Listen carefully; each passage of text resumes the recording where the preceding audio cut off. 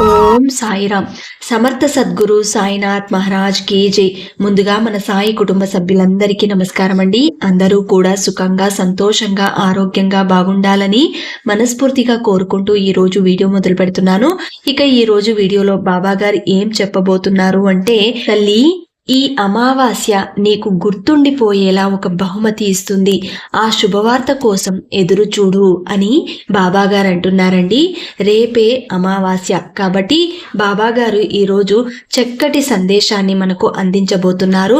దాని ద్వారా మనకు ఒక మంచి శుభవార్త ఎదురు చూస్తుంది అంటున్నారు. అంటే బాబాగారు తప్పకుండా మన జీవితంలో ఉన్న కష్టాలను తొలగించడానికి బాబాగారు ఈ సందేశాన్ని అందిస్తున్నారు. మరి బాబాగారు ఈరోజు ఏం చెప్పబోతున్నారో విని తెలుసుకుందాం. తల్లి, రేపొచ్చే అమావాస్య నీ జీవితమే మారుస్తుంది. ఇక నీ బాధలన్నీ తొలగిపోయినట్టే. ఎలాంటి కలత చెందకు. నీ మనస్సు ఎప్పుడూ కూడా సంతోషంగా ఉండడానికే ప్రయత్నం చెయ్యి. ఆ విధంగా ఉంచుకుంటేనే నీ ఆరోగ్యం కూడా బాగుంటుంది. నీ మనసుని ఆందోళనలకు గురి చేయకు. మీరు పడుతున్న బాధలు భరించలేనిదిగా మారినప్పుడు నా ముందు కూర్చుని నా సచ్చరిత్రను చదువు. నా సచ్చరిత్ర పఠనం ఎలాంటి క్లిష్ట పరిస్థితుల్లోనైనా మీకు సహాయపడుతుందని నేను మీకు హామీ ఇస్తున్నాను. నా మాటలపై నమ్మకం ఉంచు తల్లి. బాధ వచ్చినా, కన్నీరు వచ్చినా ఈ సాయి ఉన్నాడు అన్నది మరిచిపోకు. నేను నీ భవిష్యత్తును ఇప్పటికే వ్రాసి పెట్టాను. ఇప్పుడు నువ్వు ప్రత్యేకంగా ఆందోళన చెందవలసిన అవసరమే లేదు. సంతోషం నీ కోసమే నిల్వ చేయబడింది. కాబట్టి ఈ అమావాస్య నీకు పెద్ద శుభవార్తనే తీసుకొస్తుంది. ఇక ఆరోగ్యంగా, ఐశ్వర్యవంతులుగా మారడానికి సిద్ధంగా ఉండు. ఇప్పుడు జరుగుతున్న కాలంలో ఏమి జరిగినా సరే అతిగా కంగారు పడకు.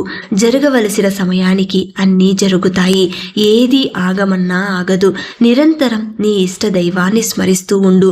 నువ్వు తట్టుకోలేని కష్టం వచ్చినప్పుడు మాత్రమే నీకు తోడుగా ఉండి ఈ సాయి రక్షిస్తాడు అన్నది మరిచిపోకు. మనసులో ఎటువంటి దురుద్దేశము లేకుండా ఉండు. అది నీకు 1000 రెట్ల బలాన్ని ఇస్తుంది.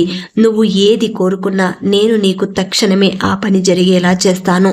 నీ మనసు నిర్మలంగా, ప్రశాంతంగా ఉంచుకో. అంతా మంచే జరుగుతుంది. సాయి అనుగ్రహం ఉంటే సమస్తం ఉన్నట్టే తల్లి. కేవలం నువ్వు గుర్తు పెట్టుకోవలసింది నా మాటలుగా. ఆకలితో బాధపడే వారికి, కష్టాల్లో ఉన్న వారికి, నిరుపేదలకు ఎవరైతే ప్రేమతో సహాయం చేస్తారో వారే నా నిజమైన భక్తులు. సాటి మనిషిని ప్రేమించలేని వాడు, సాటి వాడికి సాయం చేయలేని వాడు నా భక్తుడు ఎన్నడూ కాలేడు. సాయినాథుడి కళ్ళల్లో నిండిపోతే ఇక అక్కడ మరొకరికి చోటు లభించదు తల్లి. ఇదే సాయి భక్తుల్లో ఉన్న మర్మం. భక్తులు శ్రద్ధ నిష్ఠులను కలిగి ఉంటేనే తమ మనోభిష్టాలను కూడా నెరవేర్చడానికి ఈ సాయి వెనకడుగు వేయడు. ఇది సాయి నామం యొక్క ప్రచండ శక్తి. తల్లి, ఏ సాధనలు కానీ ధనముతో కానీ పని లేదు. సమస్త శాస్త్రాలలో పాండిత్యం కూడా అవసరమే లేదు. నీ గురువుపై పూర్తి విశ్వాసం చాలు. నీ గురువే నిన్ను నీ చెడు కర్మలను తొలగించడానికి ఆ అదృష్టాన్ని ప్రసాదిస్తాడు. నీకొచ్చిన కష్టమే నీ చుట్టూ ఉన్న మనుషుల గురించి, సమాజం గురించి, జీవితం గురించి తెలిసేలా చేస్తుంది. కానీ నువ్వు కలత చెందకూడదు. మోసం చేశారని బాధపడకూడదు. ఈరోజు నువ్వు అనుభవిస్తున్న బాధ అయినా సరే, సుఖమైనా సరే అది నీకు భగవంతుడు ఇచ్చినదే అని గుర్తుపెట్టుకో. ఈ రోజు నుండి నీ భవిష్యత్తు బంగారుమయమవుతుంది తల్లి. ఓర్పు కలిగిన ఎదురు చూపులకు నా బహుమానం ఎప్పుడూ ఉన్నతమైనదిగానే ఉంటుంది. కాబట్టి నా మాటలు నా బిడ్డలు వింటారు అన్న నమ్మకంతోటి ఈ వాస్తవాలు నీకు తెలుపుతున్నాను తల్లి. రేపు అమావాస్య రోజున, అది కూడా సోమవారం రాబోతుంది. కాబట్టి నీకు అంతా మంచే జరుగుతుంది. క్రోధీ నామ సంవత్సరం మొదలు కాబోతుంది. కాబట్టి ఈ అమావాస్య తర్వాత, ఈ అమావాస్యలో వచ్చే చీకట్లన్నీ తొలగించడానికి ఆ భగవంతుడు నీ జీవితంలో ఎన్ని కష్టాలు ఇంతవరకు ఇచ్చాడో అవన్నీ పూర్తిగా తొలగిపోవడానికి నేను కూడా సహాయంగా నిలబడ్డాను. కాబట్టి నీ జీవితం మారిపోతుంది. ఇక శుభవార్తల మీద శుభవార్తలు నువ్వు వినబోతున్నావు తల్లి. నిశ్చింతగా ఉండు. నీకు ఈ ఫకీరు పక్కనే ఉంటాడు. ఎవరి మీద ఆధారపడకు. జీవితమంతా కూడా సంతోషంగా ఉంచడానికి నీ సాయి వెన్నంటే నడుస్తాడు. ఎవ్వరికి ఎప్పుడూ భయపడకు. అందరితో ప్రేమగా గౌరవంగా ఉండు. ఆలస్యమైనా సరే ఎప్పటికైనా మంచి మాత్రమే గెలుస్తుంది అన్న నమ్మకంతో ఉండు. నిజం మాత్రమే నిలబడుతుంది. నువ్వు ఏది ఎంచుకుంటే అదే నీ జీవితం అవుతుంది. కాబట్టి అంతా కూడా మంచి జరగాలని, నువ్వు మంచి మార్గంలో నడుస్తావని ఈ సాయి నీకు ఈ మాటలు చెబుతున్నాడు. తల్లి, నేనున్నానని నువ్వు నన్ను నమ్మితేనే నేను నీతోనే ఉంటాను. నీలో ధైర్యాన్నై ముందడుగు వేస్తాను. తల్లి, ఈ సాధువు నీ చేతులు పట్టుకున్నాడు. ఇక నిశ్చింతగా ఉండు. జీవితకాలం నీకు తోడుగా ఉంటాడు. నీకొక చిన్న కథ చెబుతాను, పిట్ట కథ. అది అర్థం చేసుకో. ఒక సాధువు తన శిష్యుడితో కలిసి తన కుటీరానికి తిరిగి వెళుతున్నాడు. ఒక్కసారిగా బాగా వర్షం కురిసింది. నదిలో నీటి మట్టం పెరిగిపోయింది. తిరిగి వెళ్ళటానికి ఒకే మార్గం ఉన్నది. వంతెన కూడా నీటిలో మునిగిపోయింది. గురువు శిష్యుడితో ఇలా అన్నాడు, నీవు నా చేతిని పట్టుకో, దాటుదాం అన్నాడు. కానీ శిష్యుడు పట్టుకోలేదు. ఎన్నిసార్లు చెప్పినా శిష్యుడు పట్టుకోలేదు.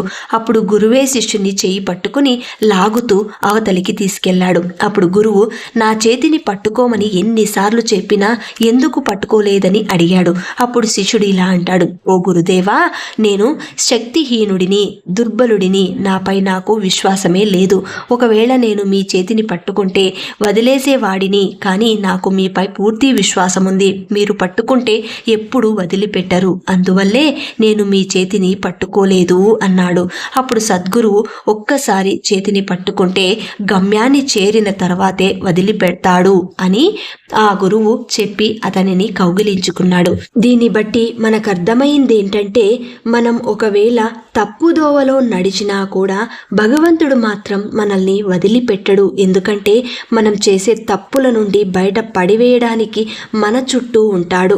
ఎప్పుడైతే మనం ఆయన్ని నమ్ముకొని ఉంటామో ఆయన మనల్ని గెలిపించడానికే ప్రయత్నం చేస్తూ ఉంటాడు. కాబట్టి నమ్ముకున్న వారికి నమ్మినంత అండగా ఆ భగవంతుడు మన చుట్టే ఉంటాడు. తల్లి, మనోబుద్ధులను నా వద్ద పెట్టి నన్ను స్మరించు. అలాంటి వారి దేహానికి ఏమైనా బాధలు కలిగినా వారు వాటిని లెక్క పెట్టరు. వారికి ఏ విధమైన భీతి ఖచ్చితంగా ఉండదు. అది నేనే వారికి అంత ధైర్యాన్ని కలిగిస్తాను. ఎప్పుడైతే మనుషులు తన నిజరూపమైన ఆత్మను మరిచిపోవడంతోనే మాయా అనేది పుట్టుక ఆరంభమవుతుంది. చైతన్య స్వరూపమే నేను అని గుర్తు తెచ్చుకోవటంతో శుద్ధమైన పూర్ణ ఆనందం కలుగుతుంది. ఈ మాటలు నువ్వు గుర్తుపెట్టుకుంటే సంతోషంగా బ్రతకగలవు. నువ్వు ఎక్కడున్నావో అక్కడే ఉండు. నీకు కావలసినది నన్నడుగు. ఎక్కడెక్కడో ఎందుకు తిరుగుతావు? నీకున్న ఆశలు, ఆశయాలు ఏంటో నాతో చెప్పుకో. అవన్నీ తీర్చడానికి ఈ సాయి ఉన్నాడు. సాయి అనుగ్రహం ఉంటే సమస్తము ఉన్నట్టే. మన ఆలోచన అనేది సరైనది అయితే ఎదుటివారి ఆలోచనలు తప్పు అనే భావన మనకు వద్దు. విరుద్ధమైన అభిప్రాయాల వివరణ కూడా మనకు అవసరం లేదు. అవసరమైన ఈ శ్రమంతా ఎందుకు చెప్పు తల్లి? నీకు కావలసింది ఈ సాయి ఇవ్వడానికి సిద్ధంగా ఉన్నప్పుడు ఇక ఇతరుల గురించి ఎందుకు ఆలోచిస్తావు? తల్లి, నా జీవిత కథను పాడుతూ వింటూ ఉండే నా భక్తుల బాధలన్నింటినీ నేనే తొలగిస్తాను. అటువంటి నా భక్తులు అందరిపై నేను శాంతి మరియు ప్రశాంతతను ప్రసాదిస్తాను. తల్లి, జీవితం అనేది నీది, కష్టం అనేది కూడా నీదే, గెలుపు ఓటమి కూడా నీది. పడితే లేవాల్సింది నువ్వే కదా, బాధని భరించాల్సింది కూడా నువ్వే, ధైర్యం చెప్పుకోవాల్సింది నీకు నువ్వే. ఇతరులు కేవలం చోద్యం చూస్తారు, వీలైతే ఎగతాళి చేస్తారు. అందుకే ఎవ్వరిని కూడా పట్టించుకోవద్దు. వీలైతే నీ ఆత్మీయులతో సలహాలను తీసుకో. అది నీకు నచ్చితేనే స్వీకరించు, లేకపోతే అక్కడే వదిలేయి. ధైర్యం ఇచ్చే గురువుకు పాదాభివందనం చెయ్యి. ఎప్పుడు నీకు రక్షణగా ఉంటాడు. సాయి ఇచ్చే మార్గాన్ని అనుసరించు. మనిషి నాశనానికి ప్రధాన కారణాలు రెండే ఉంటాయి. ఒకటి ఎవరో చెప్పింది వినటం, రెండవది విన్నదాన్ని ఇంకొకరికి చెప్పడం. ఇవే జరుగుతూ వస్తాయి. శ్రద్ధ సహనంతో ఉండి చూడు. జీవితం నీకు చాలా పాఠాలను నేర్పిస్తుంది. ఓర్పు ఓటమి ఎరగదు. సహనంతో సాధ్యం కానిదంటూ ఏదీ లేదు. ఈ రెండూ ఉన్నవాడు వాళ్ళు జీవితంలో ఎప్పటికీ ఓడిపోరు తల్లి. ఇదే నిజమైన జీవిత సత్యం. కాబట్టి నీకు మంచి జరగాలనే ఈ సాయి ఈ సందేశాన్ని తీసుకొచ్చాడు. తల్లి, ఈ సాయి చెప్పిన మాటలన్నీ గుర్తుపెట్టుకో. నీ మనసు ఎంతో ఆనందిస్తుంది. ఈ అమావాస్య రోజు గుర్తుండిపోయేలా బహుమతి ఇస్తాను అన్నాను కదా తల్లి. శుభవార్త కోసం ఎదురు చూస్తూ ఉండు. తప్పకుండా శ్రీ క్రోధీనామ సంవత్సరం నుండి నీ జీవితంలో ఎనలేని మార్పు అనేది కనిపిస్తుంది.